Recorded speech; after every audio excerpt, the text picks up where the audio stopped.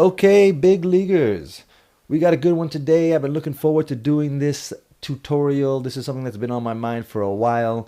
It's a subject that I've noticed a lot of people miss out on, don't get it, not paying attention. And what I love about this little fix that I'm going to focus on is that it's so easy, so quick. Anybody can do it. It's not rocket science. It's just a matter of paying attention and understanding why it works. The topic is basically the camera height. I notice so often people take their camera, they just simply hold it at eye level or shoulder level, or wherever is comfortable for them to hold it, and that determines where the height of their camera is going to be and how they're going to film something. And it is a monumental mistake. There's so often, just by lowering the camera a little bit, you will get an amazing shot. So right here, you'll see this is a shot out of Superman, the latest one, Man of Steel. I figured something a little recent that most people are familiar with, and we'll discuss it. And I just went through the trailer, just picking out some hot shots from it that will prove the point that I'm making. Take a look at this shot and look at where the camera is. If you had to guess the height of the camera compared to Superman standing there, the camera is not at his eye level. It's not at his chest level. It's probably down to his kneecaps. If he walked up to the camera until he hit it, his knees would probably hit the camera. Maybe even a little bit lower. Maybe his shins. His shins. That's how low this camera is. And what is this accomplishing? Well, that's kind of hard to put into words. And I'm not the biggest expert on how to, explain all the different lines that are happening, the dimensions, the geometry that it creates. But basically, number one of the obvious things is that it's making him look big, obviously. We're looking up on him. But there's so much more to that. It changes the geometry of the shot. You have all kinds of interesting lines that are created. We see a little bit more of the top of the roof in a way that we wouldn't.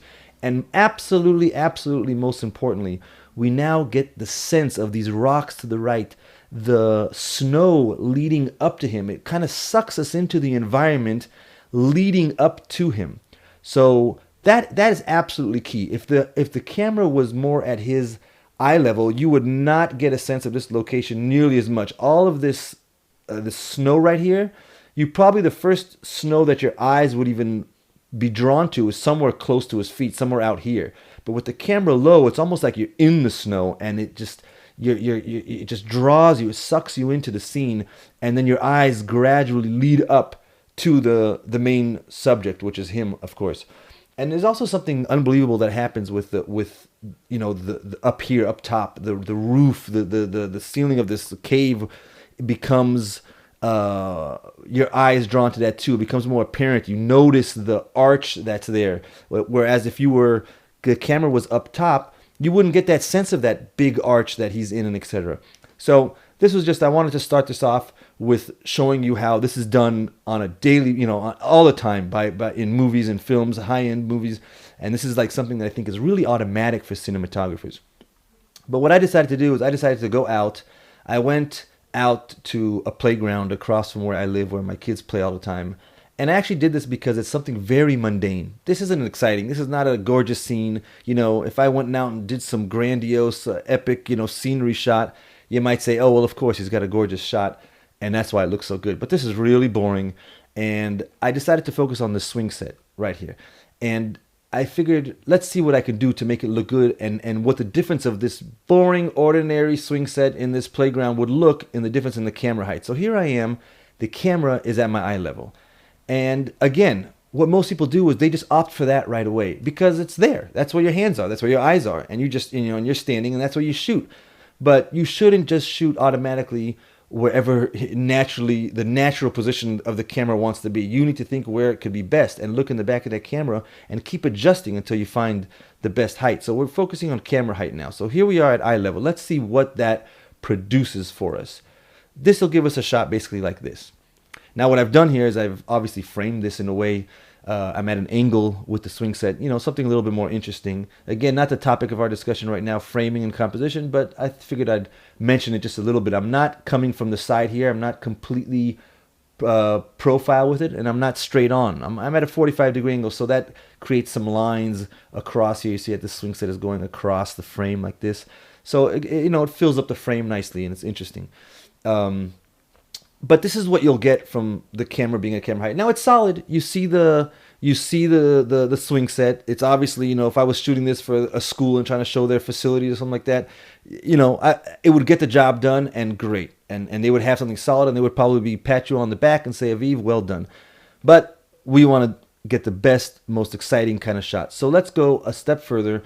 And what I'm doing here, I filmed myself so you can see how long it takes. It's also not that big of a deal. I'm going to now drop the camera to about the waist or belly button height. Let me forward a little bit. Yeah, here we go. It takes about 45 seconds or so, and I get it right in there. And now you can see the camera is about at, midsection, something like that. And what that will give us is this shot here. Now that to me is already a dramatic improvement. It's just not as boring. It's a little bit of a different angle. We're looking up on it. Something about it is more appealing than that. This to me is really kind of just stale, really boring.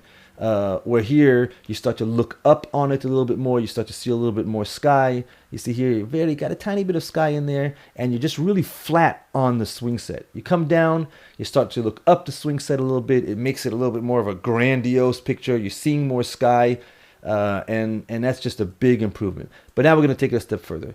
Let's bring this camera even lower.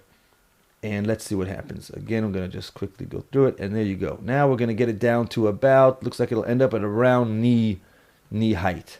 Now you get the camera over at around knee height. And now you notice I'm tilting up with the lens. So I'm looking up now a little bit more. Obviously a lot more. And let's see what that does. And now we have an amazing swing set. This swing set now is really impressive. I could have been done right here. And I think this is very impressive. And I think if you stopped right here, you probably would get a nice shot. But because of my experience and knowing, doing this often, I knew that I could push it even further. And to my taste, it would be even more incredible. So I did just that.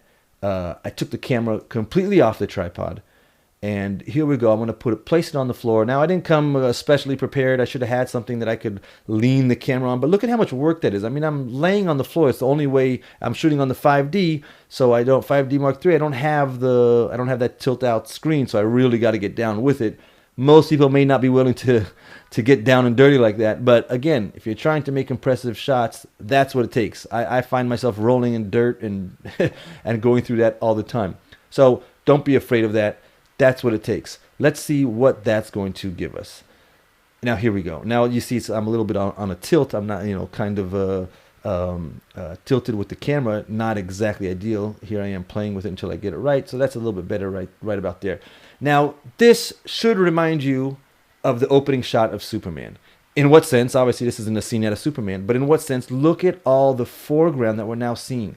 Look at the floor. The floor is like you can reach out and touch it. You can get a sense of that gravel. It's another element of this a playground that you did not get a sense of in any of the other shots.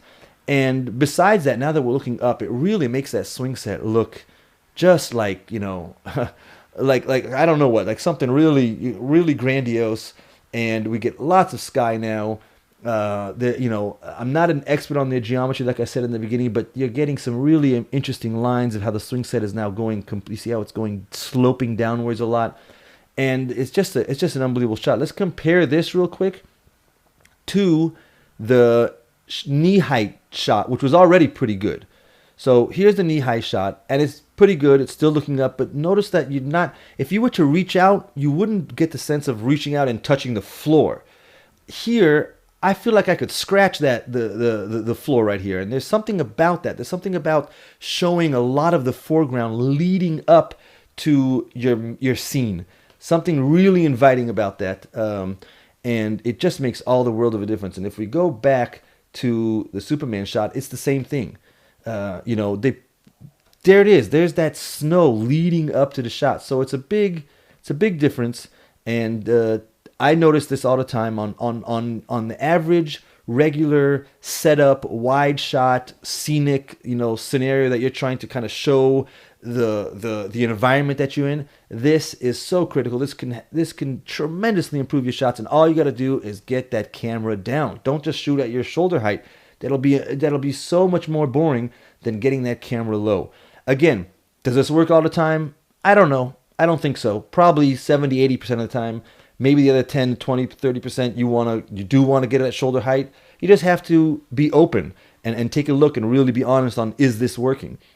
But I guarantee you, if you get that camera down, you will see unbelievable improvement just on that one thing alone.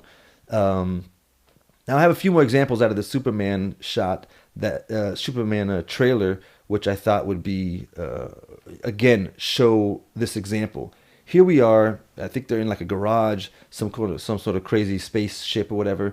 Again, where is this camera? Try to visualize, where is this camera? It is definitely not at the eye level. It's not even at the level of this. I would say the middle of this spaceship, right, which is like kind of where their chest is. It's pretty far down there. Again, it's maybe it's not on the floor, but it's probably down at this level, something like that, and it's looking up. So again, you get a little bit of the roof. This whole spaceship becomes a little bit more impressive because you're looking down on it. Same thing with the lines of the people. It's just not flat. It's a dynamic. It's an interesting, entertaining shot. Again, a regular, normal. Here they are walking into a garage. How would the average person shoot that if it was them trying to make a short film or a film? They would just have the camera, resting on their shoulder or on a tripod. Wrong. Get that sucker down. And it's just much more impressive. So again, here's the shot. He's in a cave, and again, you see the top of the cave. You see all these lines, all this floor leading up to the feet. If the camera was up, you wouldn't get a sense of this floor leading up to the main character. And there's something special about that. I can't really put into words why that's important, but it just brings you into the scene when you see that foreground. So get that camera down. And then this is an example that most people would say, well, what the heck is the purpose of this? Why? I mean, hopefully you can see that we're down below again on this wheat, this little shaft of wheat. And notice the house in the back. You cannot see a house in the back like that. The house is big, right? So if you were at shoulder height shooting straight ahead, or even any direction shooting straight ahead, you wouldn't see the top of this house. You wouldn't get to see all these angles of the house and how it leads up to the roof of it. The only way to do that is get that camera down and point up. See, if you were at shoulder height and you pointed up, you couldn't point up too much. You'd have to point up just like maybe, I don't know, a couple inches, and the next thing you know, you're going to see all sky, and you're not really seeing all the lines of this house. By bringing this camera down, like they did here, and pointing up, this shaft becomes nice and long, and you get this house in the background with all these different angles and lines. Even if the house wasn't in the background, I would still say this is so much more impressive. And it's just your ordinary little wheat shaft in front of you. And it's so much more impressive doing it this way than just shooting it straight on.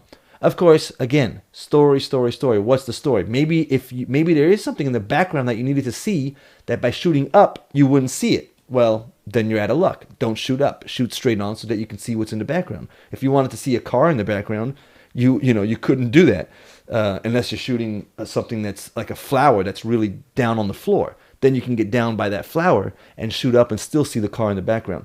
So these are things to consider. Again, I think if you were to compare that shot right there, and again, pretty ordinary compared to Superman, right? But compare that to one of the first shots here, you'll see that it's a big difference between that shot right there. Oh, we don't want that. Between this shot right here and when we end up with a nice low shot that shows the entire, the foreground leading up to it. And that's it. That's something that you can take away with you. And it's so simple. Just get the camera lower. Again, it's not going to work for everything, but it will definitely work on a huge percentage of especially wide shots. Especially wide, seeing a lot of a huge scene. You get down low and you can really enjoy that scene way in a much more impressive manner. But, stay open-minded. Sometimes it's better up high, but I again insist that about 80% of the shots, if you just bring that camera down, automatically it's a home run. So there you go. Stay tuned for more interviews coming up. We had a little hiatus, but we're coming back strong. We got a bunch in the works, and bigleaguefilmschool.com.